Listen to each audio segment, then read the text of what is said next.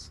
First up, I'd like to introduce a player we saw earlier today in our very first game, winning his best of one. He's now back here. Ladies and gentlemen, his name is Aicy. Apologies for the no zoom on the intros now, by the way, but our production manager is a complete noob, and there's nothing we can do about that. He was like, it breaks things. But ladies and gentlemen, introducing this man's opponent, entering the ESET UK Masters Season 2 qualifiers for the first time, and quite honestly, expecting a first place 250 points, representing Team Dignitas. He is the Red Protoss. His name is BlinG.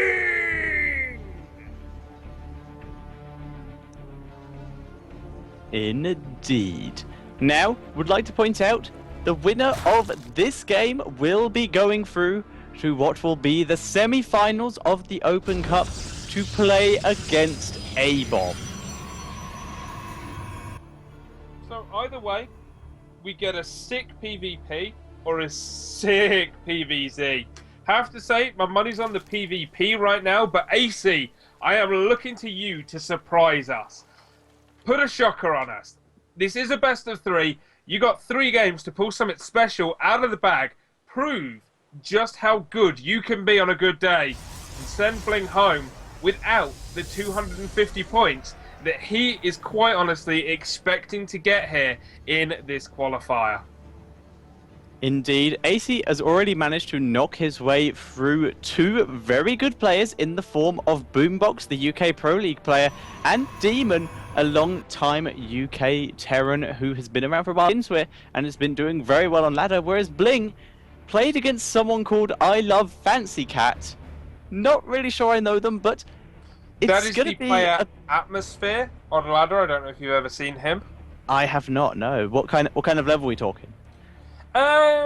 Probably mid-masters-ish, I would say. Okay, so not as good of a warm-up as Aicy has had. So Aicy is going to be much more warmed up than BlinG is. So, yeah. So, a slight bit of banter going on. Opening up in the chat. Of course, BlinG with the in-base forge into the expansion, as we see here, going into the wall-off. Whereas Aicy going more for that one base speedling, which is not always the most effective thing against the Forge Must Expand. And by not always, I mean it's not very good at all. Indeed, this is a map that you rarely see a gateway expand on, to be fair, because it's a bit riskier.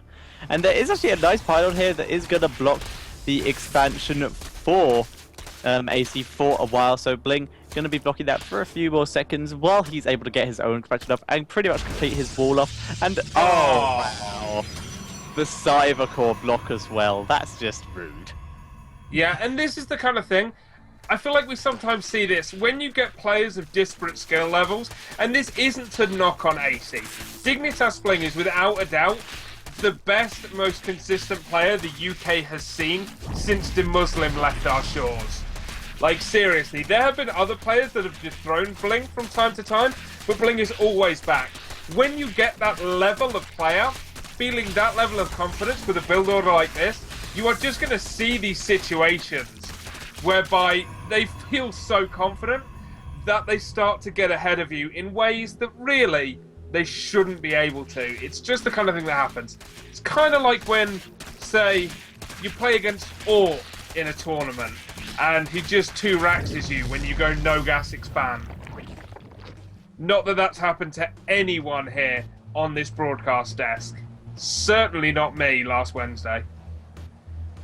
I am sure that a person of your skill would never lose to a 2-rax from a player such as Orc due to their incredible skill level. We are currently seeing one Zergling does make it into BlinG space and will actually get a probe here. So not a terrible... Oh my god, when did he get Burrow? Well, because why not? He only had one base. Well, not why, when? I didn't even see that happen. Oh. Yeah, Burrow's not become auto, has it? No, absolutely not. Yeah. That would be ridiculous if that was the case. Yeah. I don't know why my brain went there. That's insane. Yeah, when did he get Burrow? Did he get Oh, well. Burrow first? One base Burrow play out of Aicy here. Why Aicy not? is breaking Why not? my mind. He Aicy, is. please. If he goes Roach and Tunneling Claws now, he's playing an old Shibby build, which would be amazing. But for now, he's about his natural expansion, which is currently in his third base location, has finished up. His actual natural expansion has also finished up that little bit later, but he is now on the comfortable free base where he wants to be.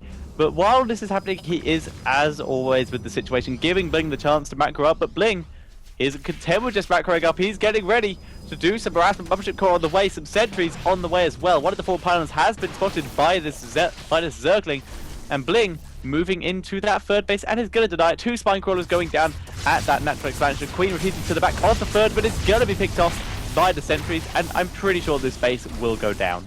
Yeah, this base is 100% dead. Aicy realizes that and is just working on trying to defend his expansion, but he's just so far behind. It's kind of crazy. So call me maybe. Aicy is just simply struggling at this point to get a foothold back in this game. BlinG with a myriad of gateways down. With that robo also done, obviously the observers will help.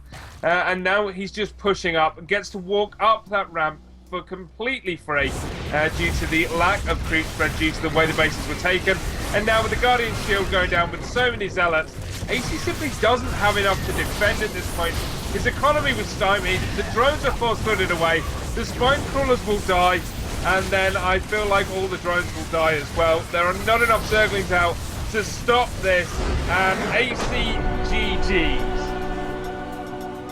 Aicy does indeed GG, so first game does go to BlinG, and like you said, when you get games like this with players of slightly differing skill levels, BlinG shouldn't have got ahead in some of those ways that he did. He even let his Cyber Core that was blocking the natural expansion finish. Because he simply didn't have to worry about that. He knew he was so far ahead and he's so confident in his own skill that he can afford to lose those minerals to simply block off the hatchery for even longer. Indeed, and it worked out so well because that happened. Aicy was then not able to saturate that natural expansion quick enough to allow him to get enough money to defend that. So his third base that had been up for longer, when that died, he lost a huge chunk of his economy, and because his natural expansion had not been mining for long enough, it was not ready to defend. Yeah, it certainly wasn't. Now, Yep, apologies, Aicy. We totally did not notice you opened Burrow at all. It's just not, honestly, not one of the things I'm looking for when I'm looking at a ZVP. So apologies for that. Did not work out for you at all. But it's nice to see that, you know, he's up against someone like Dignitas BlinG. We're talking about the difference in skill levels. That said, why not try something crazy? You know, why not try something like that to try and essentially block your opponent? And with that, didn't work out for him. Hopefully, in game number 2, we'll see some better play from him, some play that works just greater than the attempted Burrow opening build. It is going to be on Belshire Vestige, and I wish him the best of luck because this is going to be one hell of a tough game. So, I'd like to point out, before we do start, go ahead. We were talking about something earlier, and that was who doesn't use auto mine. Apparently, Aicy doesn't, because he just did his splits and accidentally misrallied one of his drones so that it missed the mineral patch. So there we go, ladies and gentlemen. Use auto mine. This has been a public service announcement from the ESET UK Masters. Tell you what, Thatcher, how about you give us some intros for game number 2? I would love to give us the intro. So, ladies and gentlemen, spawning in the top left-hand corner as the pink Zerg, we have Aicy. And spawning in the bottom right-hand corner as the red Protoss, playing for Team Dignitas and 1-0 up in this series, we have BlinG. Oh, zooming. Yeah, the only reason I did that was to annoy our production manager. I have to be completely honest about that. which is terrible because I will never get paid again since he's also the one that writes our checks. But hey, if you can't have fun, what's the point in doing it? So, one thing I really want to talk about though is there are people out there who will look at that first game and they'll say, oh, Aicy's a terrible player. He is not. Aicy is a really good player. He tried something wonky, he tried something different, knowing he was up against a player that was always going to give him a really, really tough match. And because of that, it didn't work out, got very, very far behind. Indeed, Aicy went for a build that, if it had worked, could have possibly put him in a position to beat Dignitas BlinG. The problem is, he did it blind, and because he did it blind, BlinG was very prepared. Well, not prepared. BlinG was lucky enough to go the build that would have just easily stopped exactly what Aicy wanted to do. Yeah, I would have loved to have seen it work, because at least then, you know, we'd have actually noticed Burrow and perhaps looked slightly less terrible at our jobs. But only slightly. Now, this game, of course, we are going to see the one gate expand from BlinG. He is, however, walling off at the top of that ramp with the Gateway Cybercore, and we'll be throwing a Zealot in there. So we're not going to see a repeat of the very first game of today's cast, where Aicy was in fact able to run Ling straight up through a gap left there by Poisoned Heart's boombox. Indeed, BlinG much more on top of his wall lofts.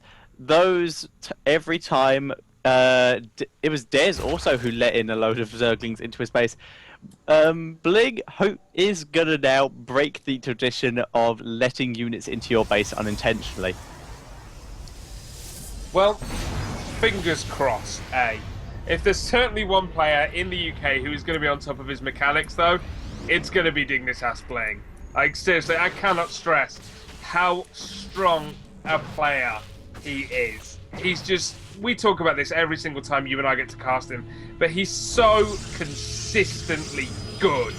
Every tournament he's in, he places well. Now, the forward pylon, however, has been spotted by Aicy.